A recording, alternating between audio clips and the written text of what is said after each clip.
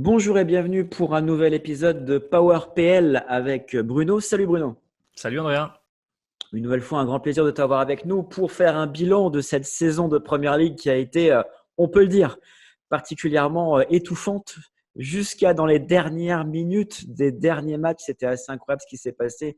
Je pense notamment au retour de Liverpool. Je pense à ce qui s'est passé, ce qui était horrible pour Leicester, pour Chelsea qui est sauvé des eaux par miracle. Il s'est passé tellement de choses. D'ailleurs, si tu pouvais utiliser un seul qualificatif pour identifier cette saison 2021, quel serait-il?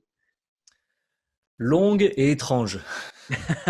Longue Voilà. parce que on n'a pas arrêté depuis entre l'interruption du championnat l'année dernière, le restart en juin-juillet, le Final 8 et le championnat qui rattaque aussitôt. Et comme en Angleterre, on n'a pas de trêve hivernale en plus. On joue Ouais. pendant Noël, pendant les fêtes. Franchement, c'était très long et étrange parce qu'on a vu des trucs assez bizarres. Manchester United, deuxième du championnat, qui a pris 6-1 chez lui face à Tottenham, qui est une équipe qui a fini à l'agonie. Ouais. Liverpool, le champion en titre, qui perd 6 fois de suite à domicile, là où il était invaincu depuis 2 ans, plus le 7-2 concédé à Aston Villa. Enfin bref, c'est une saison très particulière.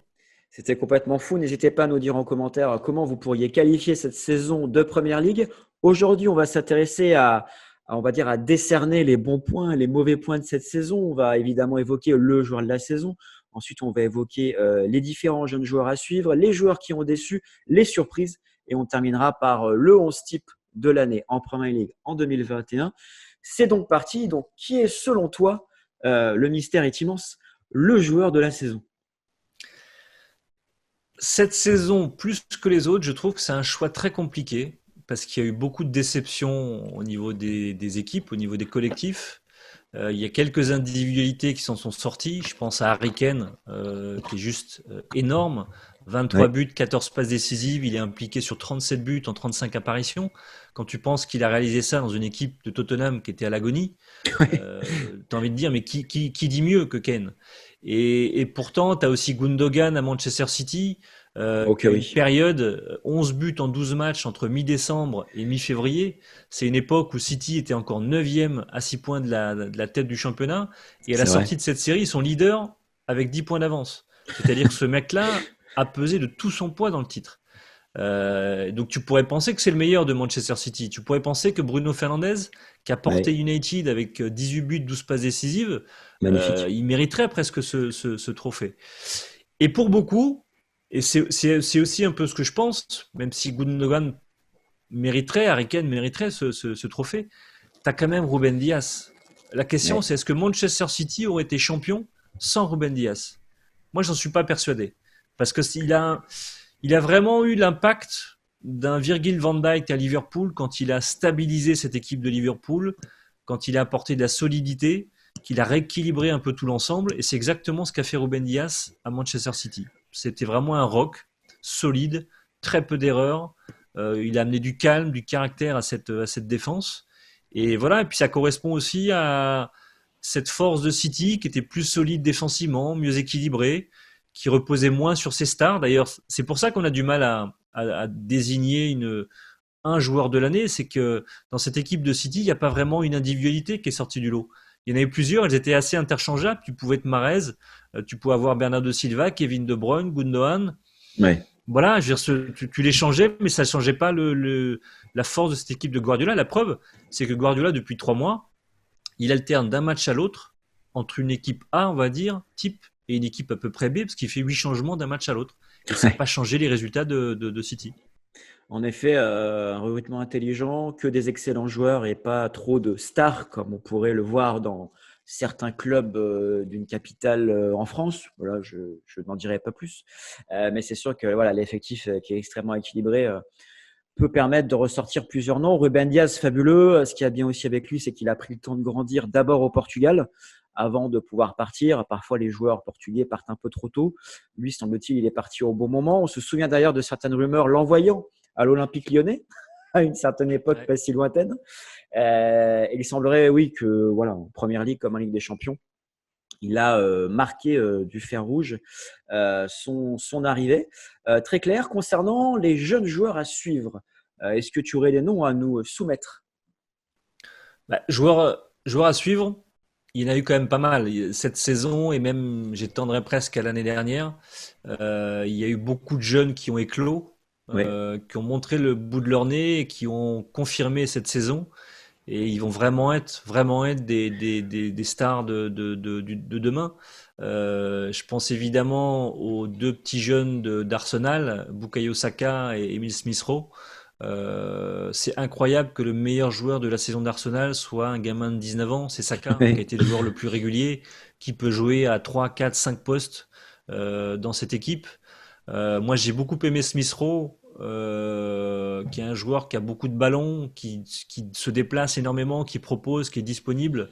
Donc, c'est un joueur vraiment qu'il va falloir suivre. Le problème à Arsenal, c'est qu'on ne sait jamais si ces joueurs-là sont des joueurs qui vont rentrer dans le rang, comme c'est souvent arrivé à Arsenal. Je pense à Jack Wilshere, Oui. même un joueur comme Aaron Ramsey, qui n'a pas justifié tout son talent. Un Theo Walcott, par exemple, qui était une bombe atomique Ok, quand il oui. a éclos dans cette équipe et qui a décliné au fur et à mesure des saisons, ou s'ils vont devenir vraiment des cracks.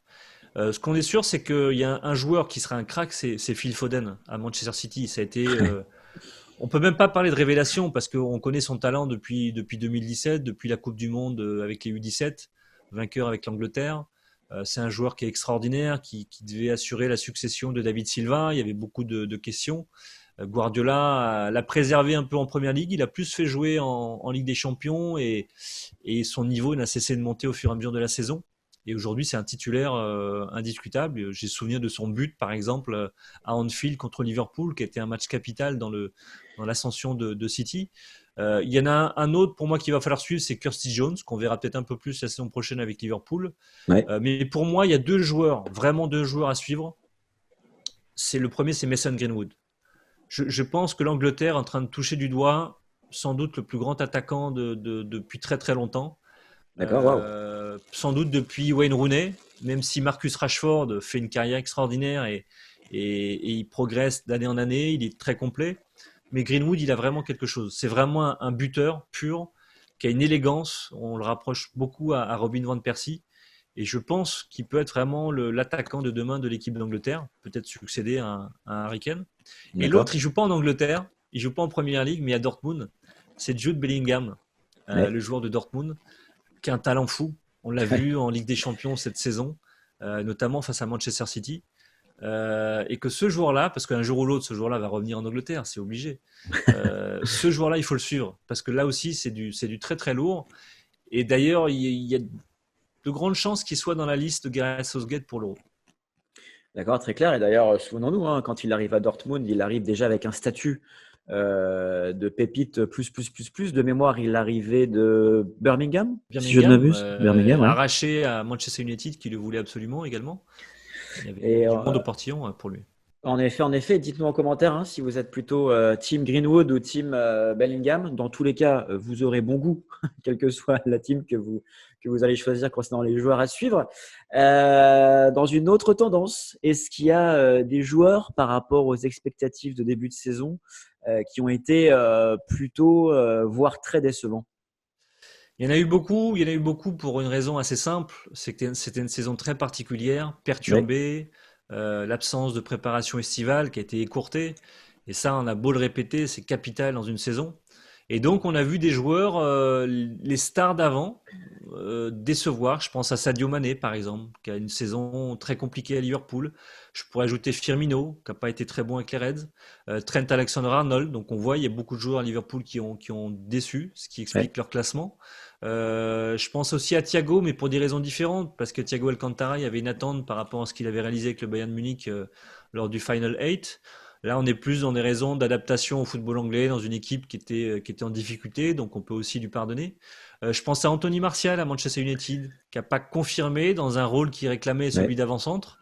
On a vu il manquait d'efficacité devant le but et qu'aujourd'hui, un Cavani lui a pris la place. Donc, il y a un Timo Werner aussi à Chelsea qui est arrivé avec une très grosse réputation, un énorme pédigré en termes de but, d'efficacité avec Leipzig et qui n'a pas totalement confirmé avec Chelsea. C'est pas normal qu'à Chelsea, le meilleur buteur se nomme Jorginho, un milieu de terrain qui n'est marqué que 7 buts et Ouais. 7 pénaltys.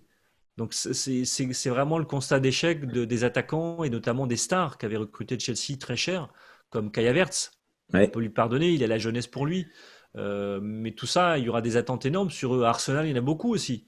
Thomas Partey, qui arrive avec une belle réputation, qui n'a pas ouais, totalement confirmé. c'est Pepe, ça vrai. fait maintenant 2 saisons qu'on l'attend. Alors, il s'est réveillé en 2021. Il faut espérer que ça continue. Aubameyang, qui a vécu une saison très compliquée aussi pour des raisons plus personnelles, lui. Ou Raheem Sterling à Manchester City, on ne connaît pas exactement les raisons. Il y avait, je trouve, le plus symptomatique, c'est ce qu'a dit Sadio Mané récemment dans une interview. Il dit, je ne sais pas ce qui s'est passé. J'ai cherché à comprendre, j'ai changé ma nutrition, ma manière de travailler musculairement, etc. Ouais. Il n'y avait pas d'explication logique et il faut vraiment, je pense, mettre ça dans le cadre d'une saison particulière, étrange, en espérant qu'il y ait de meilleurs lendemains la saison prochaine. D'accord, et espérons qu'avec cet enchaînement Euro, saison 2022, Coupe du Monde, les organismes puissent se remettre un petit peu en route de façon propre parce que tu as cité quand même un sacré paquet de noms et des grands noms qui ont déçu et tout ça, tout cela n'y est pas étranger. A contrario, surtout par rapport aux expectatives de début de saison, est-ce qu'il y a des joueurs qui ont surperformé et qui ont été de véritables surprises?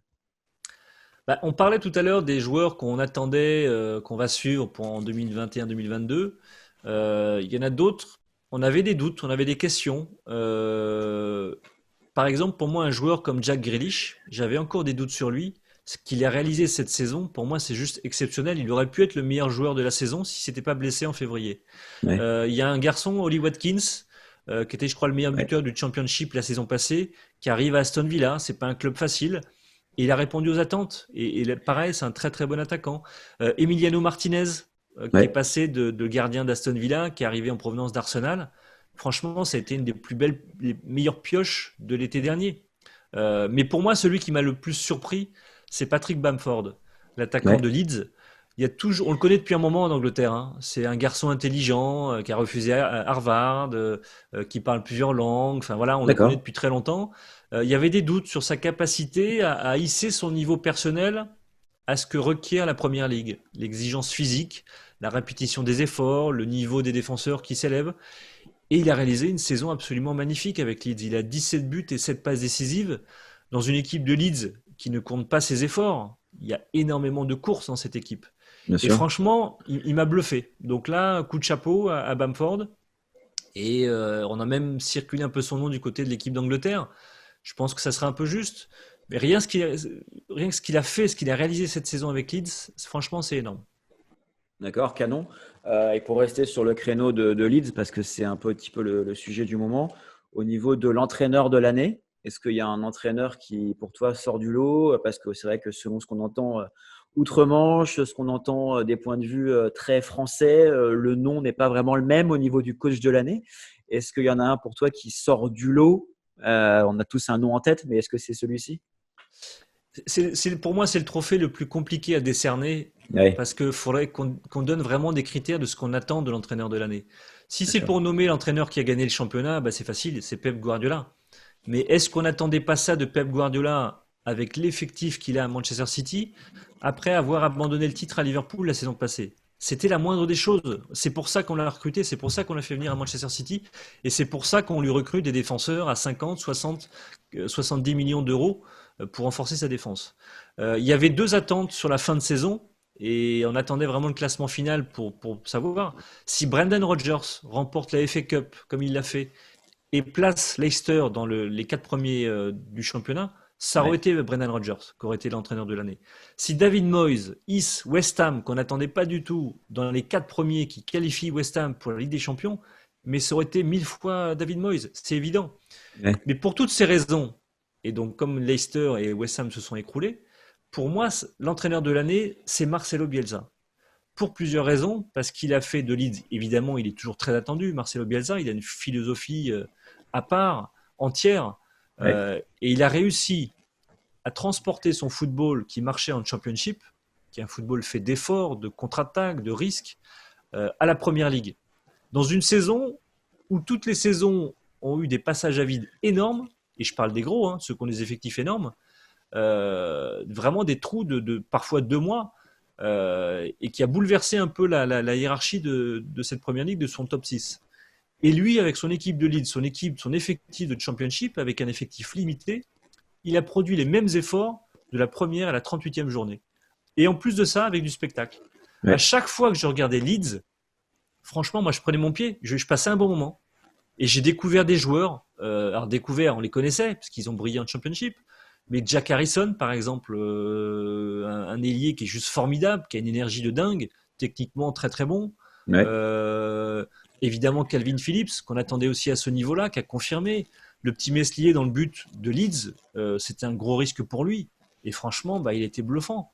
Donc tout ça, ça fait la force de Leeds et de Bielsa, parce que Bielsa a fait progresser ses joueurs et il nous a offert du spectacle. Et ça, franchement, c'est fort. Nul doute que du côté du nord de l'Angleterre, tout le monde est ravi que Bielsa reste autant de temps au sein d'un même club, parce que pour lui, c'était assez nouveau. Et il a fait partie de toutes ces joies lors de chaque journée de Première Ligue. Donc tout ça, merci pour tous les noms que tu nous as évoqués. Tout ça pour nous donner à la volée un 11 de départ de l'année, un 11 type de l'année qui est le suivant. Je t'écoute. Alors le 11 de l'année, donc je l'ai donné sur Twitter récemment dans le podcast. Oui, Il est compliqué aussi parce que on peut discuter de beaucoup de bien postes. sûr. Pour le poste de gardien, je l'ai cité, c'est Emiliano Martinez. Pour moi, la bonne pioche d'Aston Villa. C'est un des trois gardiens qui compte le plus de clean sheet, de matchs sans encaisser de but.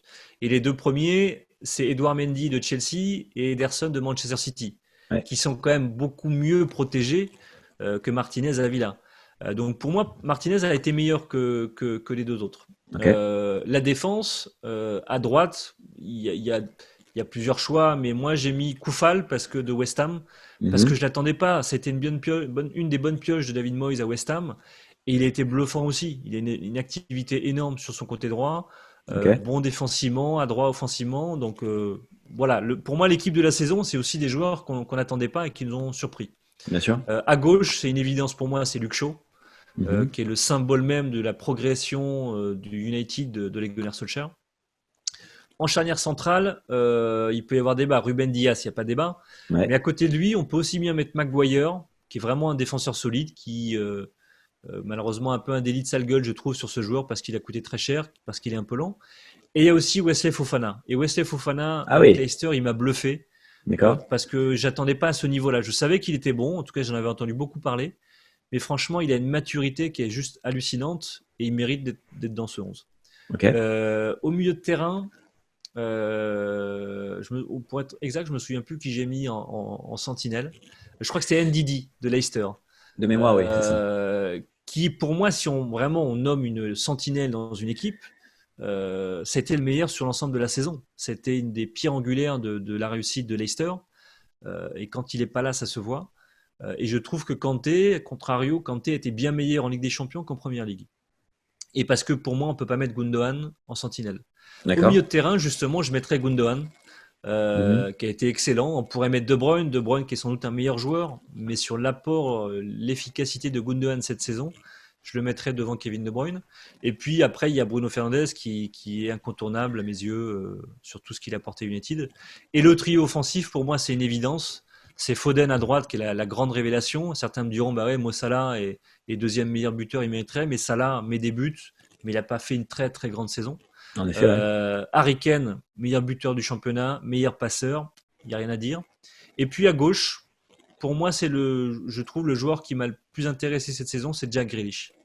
Je trouve que c'est un joueur extraordinaire.